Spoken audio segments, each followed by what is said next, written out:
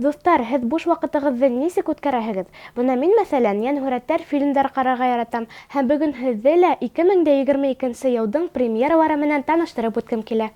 Беренсе премьерабыҙ «Финник» тип атала. Кем ул тип һорарһығыҙ?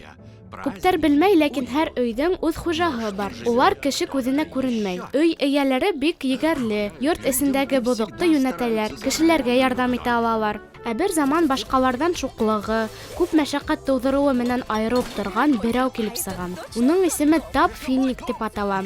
Йәшәргә килгән өйҙөң һәр яңы хужаһы бында оҙаҡ тора алмай күсеп китә. Хатта полиция хеҙмәткәрҙәре тота алмаған Финникты Кристина исемле кескәй ҡыҙ күреп ҡалып дуҫлаша. Өй эйәһенең шуҡлыҡтарынан тотош ҡаланы Кристина ҡотҡара алырмы? Уныһын инде йәнһүрәтте ҡарағас белербеҙ. По рукам? По лапам! Киләһе премьерабыҙ «Мин ҡыҙарам» тип атала. Кем һәм ни өсөн ҡыҙара икән? Хәҙер барыһын да белербеҙ. Ябай ғына мәктәп уҡыусыһы Мэйли исемле ҡыҙ көслө эмоциялар арҡаһында ҡыҙыу пандаға әйләнә икән. Нимә был? Мөғжизәме? Ғаиләме? Әллә сихырмы? Был проблеманы ҡыҙ йырып сыға алырмы? Март айында кинотеатрда күреп белербеҙ. Сираттағы премьерабыҙ ут һүндереүсе хыялланған ҡыҙыҡай тураһында. Ҡарайыҡ. Дуҫтар, ә һеҙ ҙур үҫкәс кем булғығыҙ килә?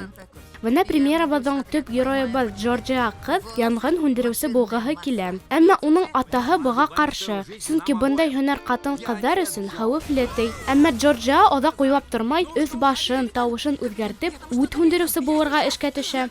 Был мыйыҡлы ҡыҙҙың эшендәге мажаралары, хатта ҡурҡыныс мәлдәре бик ҡыҙыҡ һүрәтләнә. Ҡыҙҙар, егеттәр, нисек уйлайһығыҙ? Атаһы был хаҡта белерме икән? Уныһын ҙур экрандарда белербеҙ. Бына шулай. Дуҫтар, һеҙ ҙә буш ваҡытығыҙҙы күңелле итеп үткәрегеҙ. Китаптар уҡығыҙ, йәнһүрәттәр ҡарағыҙ һәм 2022 йылдың премьераларын бергәләп күҙәтеп барайыҡ. Фатима Сынбулатова, Руслан Бекбаев, Тау-Тау хәбәр өсөн.